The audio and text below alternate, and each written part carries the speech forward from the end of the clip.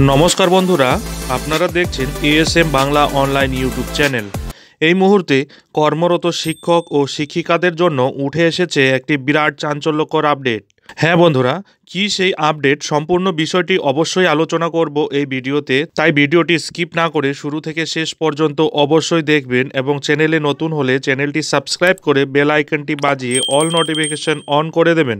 বন্ধুরা, আপনারা জানেন ইতিমধ্যেই রাজ্যের মাননীয় মুখ্যমন্ত্রী মমতা বন্দ্যোপাধ্যায় রাজ্যের সরকারি কর্মচারী এবং পেনশনারদের জন্য 4% ডিএ ঘোষণা করেছেন, যা 1 জানুয়ারি 2024 থেকে কার্যকর হবে বলে জানা গেছে।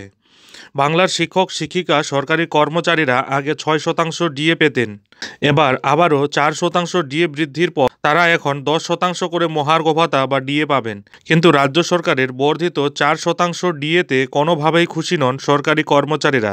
তাই তারা তাদের হকের প্রাপ্য ডিএ আদায়ের লক্ষ্যে শহীদ মিনারের পাদদেশে আন্দোলন করেই চলেছেন।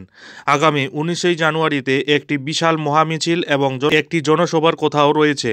এরকম অবস্থায় রাজ্যের শিক্ষক ও শিক্ষিকাদের পরবর্তী ডিএ পাবেন কিনা তা নিয়ে একটু ধোঁয়াশার সৃষ্টি হয়েছে, কারণ সম্প্রতি 4% ডিএ বাড়িয়েছেন মুখ্যমন্ত্রী মমতা বন্দ্যোপাধ্যায়। কিন্তু অন্যদিকে বকেয়া মহার্ঘ ভাতা নিয়ে মামলা চলছে সুপ্রিম কোর্টে। বন্ধুরা, এবার সেখানেই ঝুলছে শিক্ষক শিক্ষিকাদের ভাগ্য। Confederation of state government employees এর সভাপতি শ্যামল মিত্র জানিয়েছেন, স্যাটে যে মামলা করা হয়েছিল তাতে কিন্তু শিক্ষক শিক্ষিকাদের বিষয়ে উল্লেখ করা নেই, কারণ শিক্ষা এবং শিক্ষাকর্মীরা স্যাটের অন্তর্ভুক্ত নন। বন্ধুরা, বকেয়া মহার্ঘ ভাতার যে মামলাটি সুপ্রিম কোর্টে বিচারাধীন অবস্থায় রয়েছে তার শুনানি চলতি বছরের ফেব্রুয়ারি মাসে হওয়ার কথা রয়েছে। এখন দেখার বিষয় এটাই যে এই মামলার আগামী শুনানি ওই দিনই হচ্ছে কিনা, কেননা এর আগে এই ডেট মোটামুটি 10 বার পিছিয়েছে। এই মামলার শুনানির পরই বোঝা যাবে যে পশ্চিমবঙ্গের শিক্ষক ও শিক্ষিকারা বকেয়া ডিএ পাবেন কিনা। এই ধরনের পরবর্তী ডিএ সম্পর্কিত আপডেট পাওয়ার জন্য বন্ধুরা অবশ্যই চ্যানেলে চোখ রাখবেন।